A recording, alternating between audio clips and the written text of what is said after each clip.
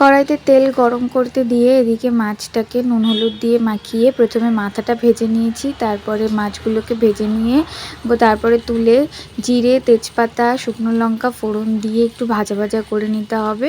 তার মধ্যে দিয়ে দিতে হবে পেঁয়াজ কুচি, পেঁয়াজটাকে একটু ভাজা ভাজা করে নিতে হবে। ভাজা হয়ে গেলেই ওর মধ্যে দিয়ে দেবো আদা রসুন পেস্ট, তারপরে দিয়ে দেবো হলুদ, তারপরে দেবো হচ্ছে লঙ্কার গুঁড়ো, তারপরে জিরের গুঁড়ো আর সামান্য একটু ধনের গুঁড়ো দিয়ে খুব ভালো করে মিক্সড করতে হবে। ভালো করে মিক্সড হয়ে গেলে এর মধ্যে দিয়ে দেবো টমেটো বাটা, টমেটো বাটাটা মিক্সড করে দিয়ে দেবো পরিমাণ মতো নুন, ওটাকে মিক্সড করে দিয়ে দেবো জল, তারপরে মাথাগুলো আর লেজ আর সমস্ত পিসগুলো দিয়ে দিতে হবে।